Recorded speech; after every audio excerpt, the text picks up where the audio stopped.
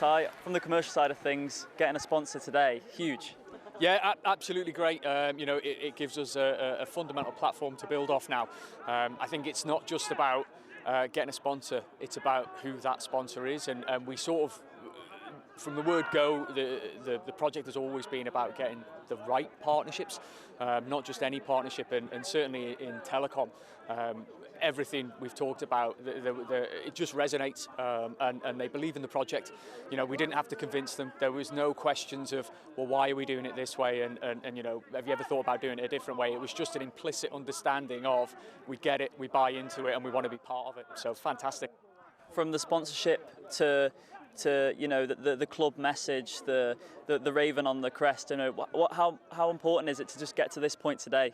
Yeah, absolutely. I think you know, you touch on a couple of bits there about the sponsorship and about the raven, and everything we're trying to do is about, in some way, shape or form, just showcasing the island and really trying to do a nod back to the history of being fully aware of where we've come from, but also trying to look far into the future and seeing where we want to be.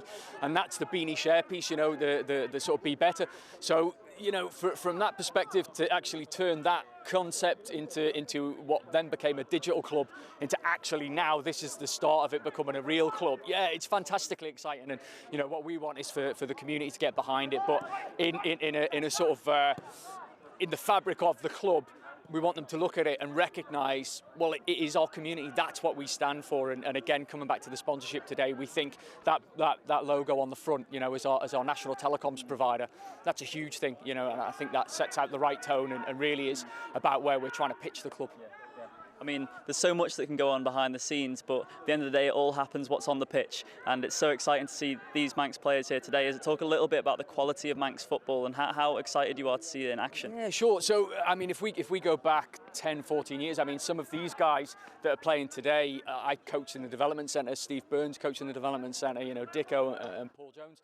So, you know, it's quite surreal seeing these players now, and I think Paul encapsulated it perfectly where, you know, for some of the older guys who are perhaps going to hope to make it from these sessions into the full squad, you know, they sort of have to see that future piece as well, and it's almost like a selfless act, really, that, with all due respect, as Paul said, they're not going to make it through into the professional game. It's highly unlikely. You know, I think, you know, there is a chance, and live the dream and all of that sort of stuff, but really it's about those guys now looking at it and saying, okay, we have to start taking hold of this and making sure that we lay development pathways for the future, for future generations.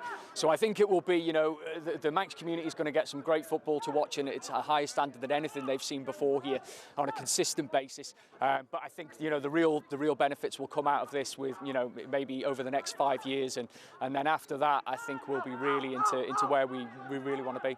I mean, you were fashionably late today, but Paul gave a very impassioned speech. How you can tell that this guy's put a lot of work into it, and it means a lot to him and everyone around him. Yeah, absolutely. So I think, you know, everything. The most powerful thing is an idea, isn't it? Yeah, that notion of inception and planting the seed and then letting it grow, and that takes time. I think if we work on that metaphor, then I think what's been the soil and the water is everybody's man hours, and the amount of man hours that have gone into this project is insane. You know, if we look at the 10 people that are working in the committee now to actually make this a real thing, and you know, that started off with 2 or 3 and then became 5 and then became 7 and then became 10.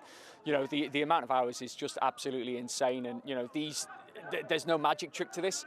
These things don't happen by themselves. They happen because a lot of people have given up, you know, blood, sweat, tears and family time and really made this, outside of their day jobs, the next highest priority for a significant period. So, yeah, I hope everyone appreciates it. But the bit that we were talking about earlier, this is sort of almost the first part of handing it over to the public now.